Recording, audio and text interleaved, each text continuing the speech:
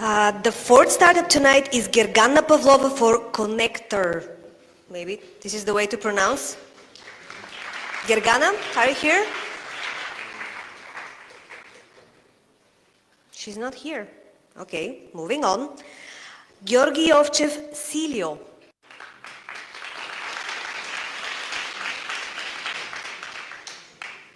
So we are down to 5 startups. Good luck.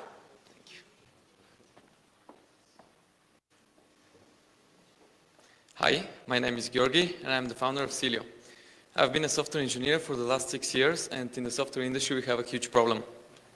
Every time we make a change in our software, QAs make the same manual test over and over again in order to verify that we haven't broke something. Of course, this testing can be automated, but the automation process is so expensive that most of the companies face a big cost-benefit issues at some point. I started Sealio to help highly growing software companies to automate their API testing while saving time and reducing costs. Unlike other similar tools, Sealio analyzes your software runtime and makes automation testing a matter of just a few clicks on its user interface. Our total addressable market is $11 billion and it's highly growing. Currently I have an MVP and I have a pilot client. I'm actually interviewing a lot of potential clients and I'm looking for 40,000 euros in order to grow the company in the next 8 months and find 4 paying customers at the end of this period. Thank you.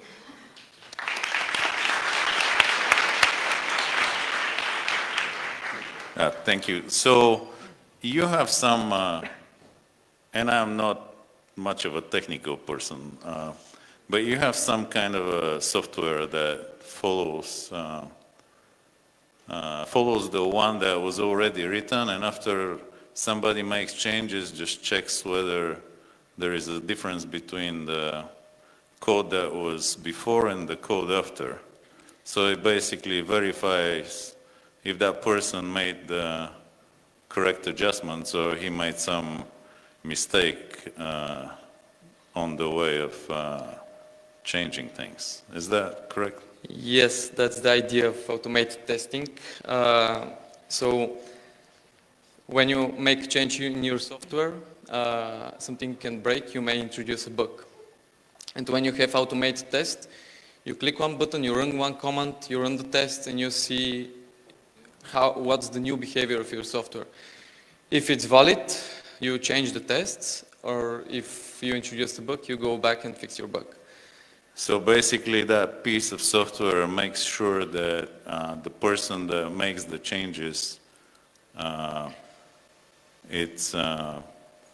makes exactly what he was paid for to do. Yes. Instead of doing something else, right? Yes, and the current way of doing this is software engineers or quality assurance engineers sit down and write big software files where they describe how the software should behave in certain situations. What Sealio is, it analyzes your software, it observes how it behaves in these certain situations, it shows them to you, and with just a few clicks you can interact with it and you can tell it what to actually test in the future. It will generate these descriptions automatically and you are not going to need to write code. Okay. And you said that the market was 11 billion?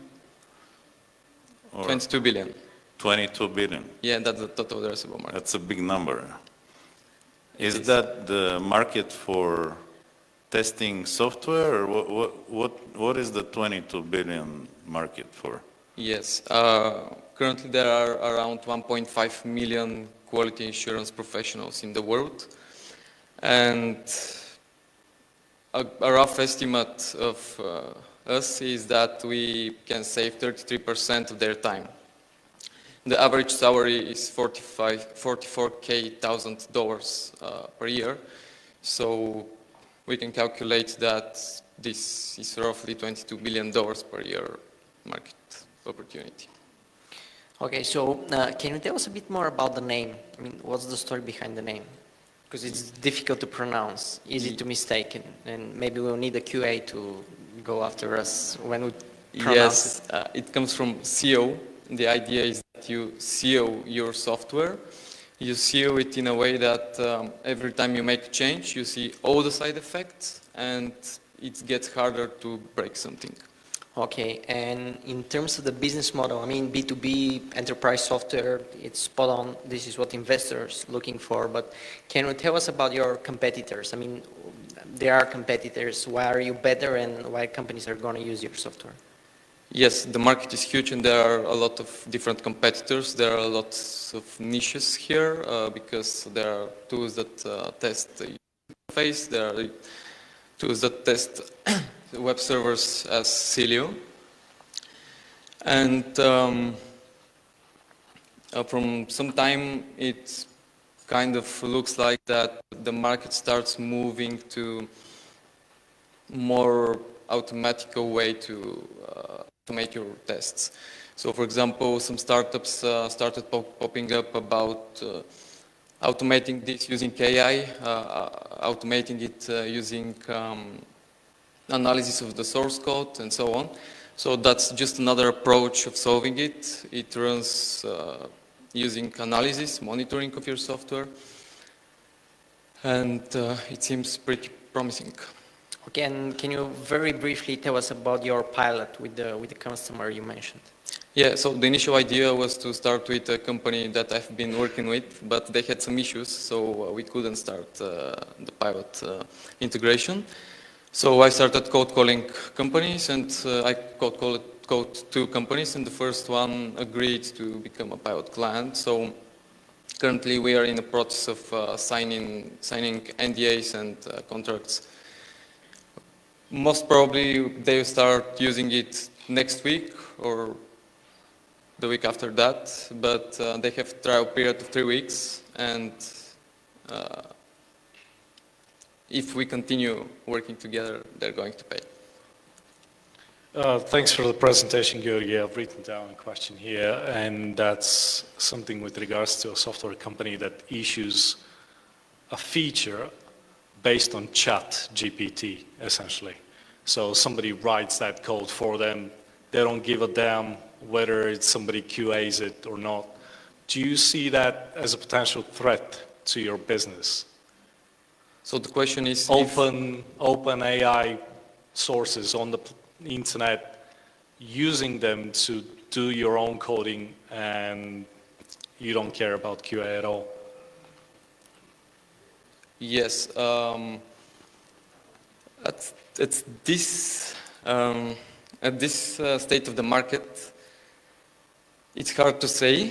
It looks kind of, I mean, ChatGPT does a lot of mistakes. If you're using it, you have to give it a direct feedback at most of the time. And when you give ChatGPT or another AI feedback, you again need tests, because at the end of the day, the decision is yours, and you're the last change pusher.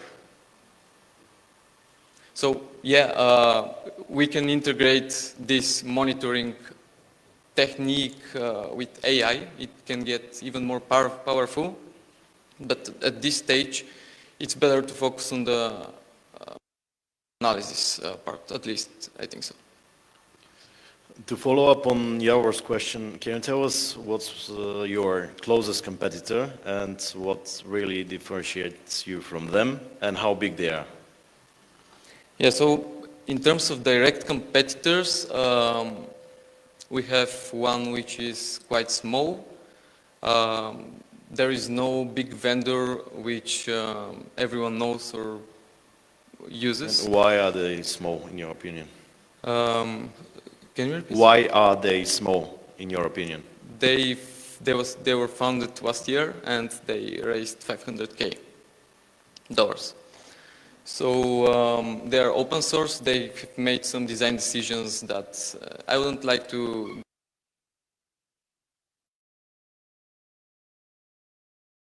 Better than them, at least now, because we focus on building software that can be used by QAs, by project managers, by software engineers, by everyone in the team. But Hipoi, which are the directors, focused on building something that can be used by software engineers, that integrates into their software code and so on. How much are you gonna take from your average client, do you think? In the beginning, it will be around 500 euro per month, but after 1 year, depending on the average size of the target company size, of around per month. But of course, after a few years, this is limited. How many people is the team? I have 2 advisors, 1 technical and 1 financial advisors. My plan is to invite some more advisors to join, that if we all sit down and think about this problem for a few years, we can change the industry. Once you have the investment, are you going to be full-time committed to this project? What is your plan? Excuse me? Once you have the investment, because you're looking for money, you're looking for 40,000. Once you have the investment, are you going to be fully dedicated to this project? I've been fully dedicated in the past for 2 months, going full-time after 2 weeks, so yeah. Well, so one last question. You said 40,000? Yes. 40, and what else do you need?